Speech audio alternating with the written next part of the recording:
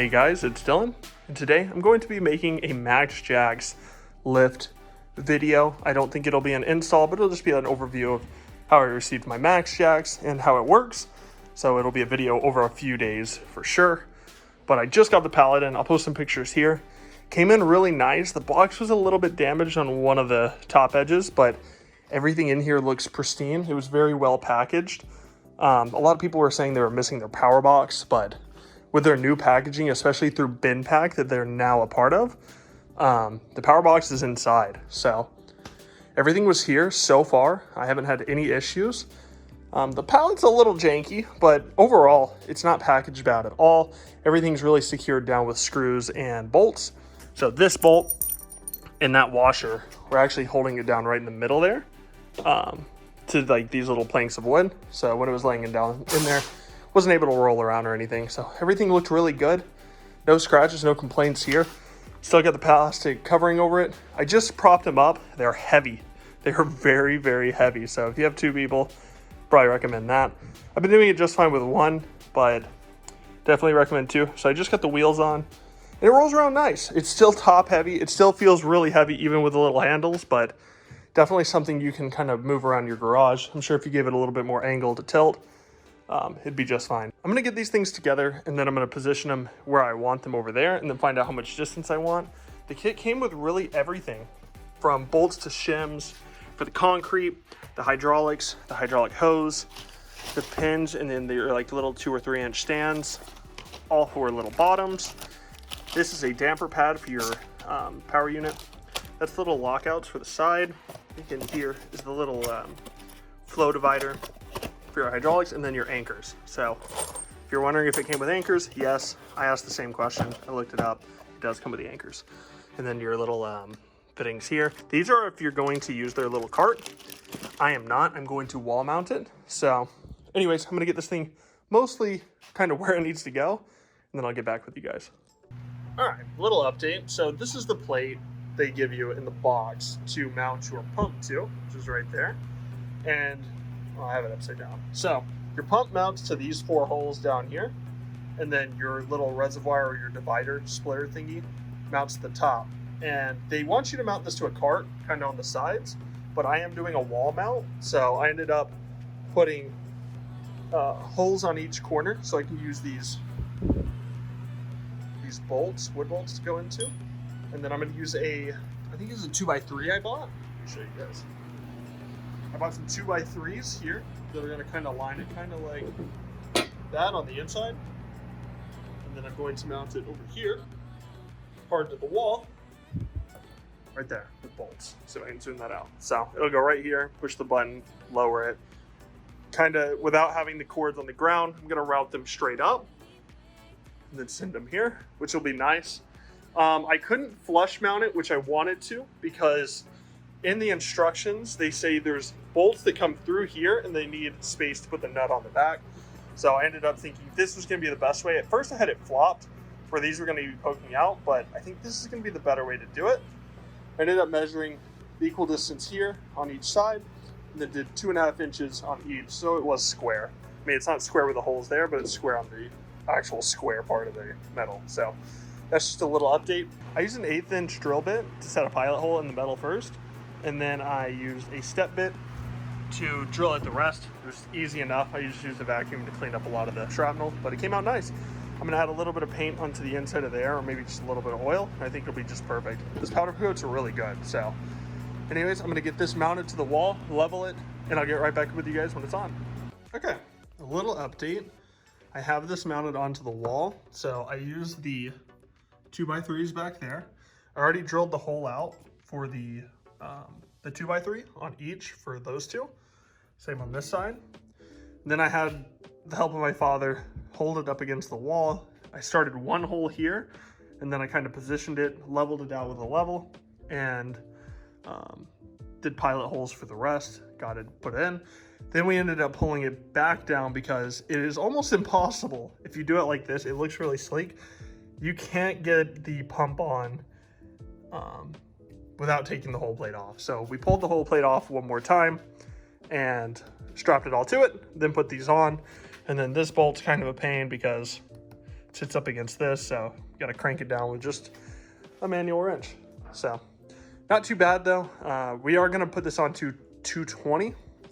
So the 110 or 120 power, it won't matter for too long. We might run it just to test it once we get it all set up, but that is the pump installed. You also have to make sure this is installed correct, where it says out up top, in at the bottom, and then this side has the steel plug because you're not using it, and then another out for your lift post. So anyways, I'm gonna get the lift posts set up. I might come back and I might get these lines around right here and then see how much line I have to work with to where I'm gonna put the posts. So I'll get back to you once I have the posts in place. So got this done. Ran one of their fittings straight out the side here. Let me just back this up. So I ran one of the fittings, ran the hose. The hose, they show in the picture should be straight, but man, this hose is tight. So ran the correct fitting there and there. Used a lot of thread sealant on these three. Now this one has an O-ring, so I put a little bit of thread sealant. I know I probably shouldn't have, but it's got an O-ring fitting flush there, so tighten that down really nice. And so now I am working on actually getting the stem or the little the connectors in to this here. So what you have to do is pretty much lift this header plate or whatever they call it up to pretty much the middle, right before the cylinder is about to come out. This one, I had the cylinder come out. It was made it so much more difficult. They say to remove the whole cylinder, which I don't know how it's possible, but their instructions are a little weird on that. So I got it out to right here. They have a little plug in the bottom. This plug actually, the bag was filled with hydraulic fluid. I don't know if they tightened it too tight and the O-ring popped out or what, but these pretty much come fully assembled. You just have to, they come assembled, but you need to take them apart and throw some thread sealant in it. This actually came in the box too. So Benpack or MaxJax will give you this in the box. I applied it heavily. I mean, not too much where it's like dripping out, but I made sure they were covered. I really don't want to be pulling this back apart to find a leak. So make sure you apply a generous amount to your threads. Just apply it to any threads, pretty much kind of like that. So this is actually for the fitting there. What you have to do is pretty much tighten this up to where it's pointing back up this way. So I'm going to tighten that, point it back up this way, stick it through that hole. And then I'm going to lift the whole thing up. You have to make sure that you push this down before you lift it up or it's going to come slamming. And then turn it around. Then you're able to put that top fitting on. Again, place a little bit more thread sealant there. Then you're good to go on the lift side. And then I guess it's time to hose it up. So I will get back to you guys when I run the hoses. I might do the locks next. Hoses or locks, haven't decided yet, but we'll figure it out. Okay, it's the next day here, and I wanted to talk to you guys about these locks here, okay? So I went through a lot of issues, especially in the instructions, and I'll try to post an image on screen of kind of how they show to do it. Really, the instructions just say to shove this pin through here with that, and then the little pin there, right? They don't say anything about torquing. They don't even give you the box with this newer MK6 or M6k. They don't give you a box for it. Now, I called Benpack and I tried to get answers from them. No one really knew of the solution for it. One lady did send me a video that some other YouTube creator made, and I'll link him in the description too. But just to give like a little overview of how you actually need to do it, you actually have to torsion these bars, these little springs, and make it so there's pressure going against the post here, and then the pressure's coming back and hitting the top of here once you're inside. It's very hard to do with one person without scratching this thing up, so I put some electrical tape on all the edges here and then kind of just pushed it in. So when it's going up, all you hear is the ba-dunk, and it's constantly keeping pressure here. And then if you want to lower it, I guess you just lift that up like that. So whenever it comes down or something, it's going to lift it up. So anyways, yeah, that's my little update on that. I do have it positioned too. This is about 134 inches wide. I'll see if I can show you guys. From backplate to backplate, which is probably a little too wide. So I really wanted it to be about this wide, but for this car, I think it's too narrow to do it, because for these old cars and these big doors, I at least have some room to open the first little bit, but it's no big deal. We're probably gonna bring it in probably about 6 inches, maybe 5 on each side, narrow it up a little bit so it can get under the frame rails a little bit better. then we're gonna put this car underneath it and make sure it can fit in and out as well too. So the next step is to get the hoses ran. I'm gonna start running them up and along that little beam right there. Same with this side. And I have these little P-clamps I bought on Amazon. Let's see if I can show you guys them. I'll leave these linked in the description as well. The little ice spinner hose clamps. And the hoses are about 5/16. So these should work perfect. Kind of just put a bolt or a self-tapper either into the beam or into the wood right above. I'll probably just do the wood. Don't really feel like going into the beam. So that should keep it nice and tidy. And I will get back with you guys as soon as I have those starting to be routed. All right, it's been about a week since I've made an update on the 2-post lift. I did get it positioned exactly where I wanted to. It is pretty dead center within the middle of these 3 stalls, give or take about an inch, which we just wanted to position a little bit to the right, just to clear the toolbox and some other stuff. But we ran into a bit of an issue. So rented a hammer drill from Home Depot. The drilling went fine, other than the handle being weird on the drill we rented, but we have holes. These are all about 5 inches deep before they bottom out, which is per instructions of bin pack and MaxJax.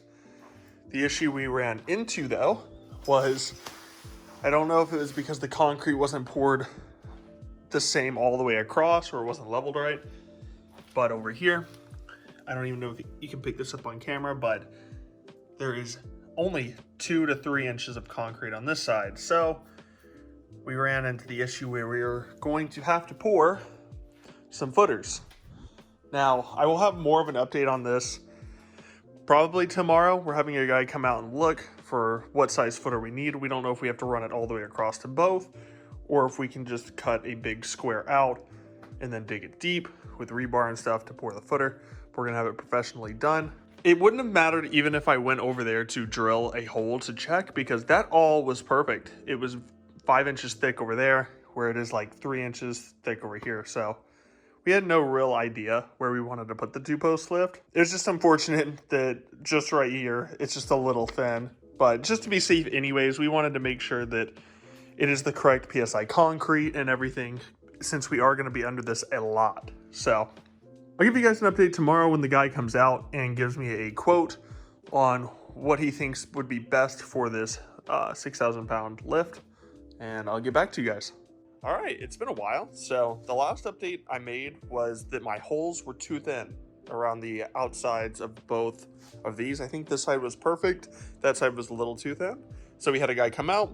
He poured a 44 by 36 footer, which is 1 foot deep, reinforced by rebar at the bottom and in the sides of the concrete. I think there's 4 here and then 3 on each of these corners.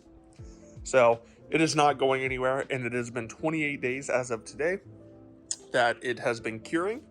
And obviously I've been doing work on the Camaro, but it is now officially time to anchor the bolts into the ground. We have already drilled them out. We drilled them out last week. So it is time to now anchor them to the ground. So in the last part, you saw me talk about the concrete and these things.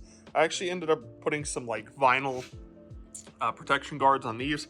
This is kind of sharp too. So I ended up taking some heat shrink and then a little cap and putting that on. So it came out really nice. So let me show you guys the other side real quick. So this side, exactly the same. Everything is square. It is about, I think it is 95¼ inches from the inside plate right here to that one over there, which is perfect for actually this car and most other cars to fit under. And I think it's 125 from backplate to backplate. So that was the measurement we took, and it worked out well for us. We actually pulled the cars in and out to make sure. And then, yeah, this side's about the same too. And we have hardwired everything in. So we actually have a swivel and a 45 coming off of here, which comes straight up, routes all the way up top. And there's our 220 plug, which has been 220'd into it. And again, comes down to here. Sorry for this thing being in the way, but it is all wired up, doesn't leak, already filled up and ran some test things in it. So same with the other side, kind of routes over and then back down. I'm gonna tidy that up in just a little bit too, because I do have to pull the lifts out a little bit so I can access the holes, so I can set the anchors.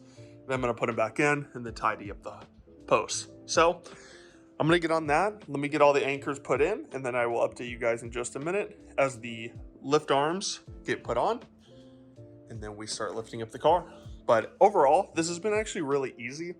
The concrete was the longest part. It was dusty. If you are gonna have to pour footers, I recommend covering everything up. I had 90% of everything out of here, but it is still like on windowsills and the back of the garage doors and probably up on top of everything. The saw that they used, even with water, it was still kicking it up everywhere. So anyways, let me get on to anchoring these bolts in, and I'll update you guys in just a second. All right, so just finished up this side here. I got all my anchors in, and I'll tell you, it's a workout. So if you're gonna do this, get ready to at least have a 4-pound hammer. The dead blow does not work. You're gonna need a pretty big hammer. This is what I'm using. It's a 4-pound. I think it's just from Harbor Freight. Nothing crazy. All right, so the anchors are in officially. Let's see if this will even focus into it. They're in. They're not completely flush. They're a little sunk in, as you can see, but that's uniform around each side. So now I am going to shim up the lift, make it level. Doesn't need that many shims. Then we're gonna bolt it down. I will say, it is recommended you have more than one person do this. My hands are shot, as you can tell a little bit from doing it, but just holding them and pulling them together seemed like it worked the best, but these are tight. I do not think they're coming out of this concrete. If you want a bit easier of a time, just have someone else with you to hold one side of so the top doesn't spin to the bolt, and then have someone else crank it. But overall, went pretty smoothly, pretty happy with it. Let's get the lift shimmed up, put into place, then we'll put the arms on and lift her up. Let's do it. All right, so as you can see, the car is lifted up. Well, the anchors are in place, torqued to 90 foot-pounds. And the car is not at its max height, but this is about, I would say, it could go up another 1.5 feet. But these are torqued down too. Everything looks nice, everything's sturdy. It is really bolted down now. The car, very good, very sturdy, and super happy with it. So I'll show you the max height it can go. So right here is about eye level for me, and I'm about 6'7", 6'8". So she'll lift her up. I am on 220, so it is going to raise a little bit quicker than if you were on 120. But as you can hear, it's catching on the latches. I think you can go one more. So one more click.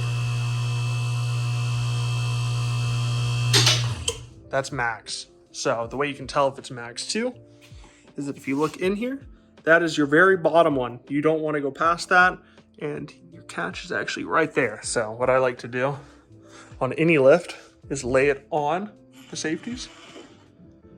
Make sure it's level 2. And then now this is my eye height. So it's actually up there, and you've got a lot of room for activities. But I will say, I still would recommend some like 10-ton jack stands. I'll put a link in the description for them too. I am going to pick up a few of those, probably 2 sets. And I am just going to probably keep them under the arms, either like right under the frame or pretty close to here, just in case, because I do trust the concrete and I do trust everything. It's just another added level of security. I did pick up these little stands. These are more for like exhaust and stuff, but you can find them on Amazon. I'll link these as well. But they will get under the back, like right here. But the problem is if you want to go any further up, as you can see, you could use some of the spacers, as I have way over there. Those spacers right there, to lift the car even higher, which I probably will. But you might have to chop these down. My plan to do it is to cut here and then take a chunk and then weld it back together, because this is only a threaded rod that's in the top. So as you turn this while keeping that steady, it lifts it up. So that'll be good for exhaust and stuff, not really to support the weight of the car. So I'm going to pick up some different jack stands for that, but it is very, very nice. I can sit on this little stool I have here and roll right under it, 6'7" and all. I can dunk a little bit, but right here I'm sitting straight up. And I do have the MaxJax creeper. I haven't even used yet, but I feel very secure under here. Like, Everything looks good. You can see all my penetrating welds through the top, on the sides where I stitched the car together, at the very top. And you can really see everything from the Detroit speed and where I welded the quarters. And if you guys are looking for a mid-height lift, this is probably the best one to go with because it is made by BinPack, and BinPack sources all the stuff for it, and their customer service is really, really good. I haven't had any issues with them. I had some missing and damaged parts, and they sent them to me right away. So super excited to put this to use, and this couldn't be any better. Even to let it down some, I'll show you how easy it is. So obviously you can't do it right here. Nobody can come by and pull it. So you'd have to make sure everything's out from underneath it. Lift it up a little bit. So it is off the locks. Then you will pull this. It gets stuck here. Pull it out a little bit more. Then it's fully released there. Let me go to the other side. Take this, pull it. See, because it gets kind of caught on the next lock. Pull it past that, then pull it all the way out. And then you have free reign. Oh, actually, don't get caught doing something like that either. Make sure everything is out from underneath, which it is now. Now you can lower down. It actually lowers pretty quick. This is full lower.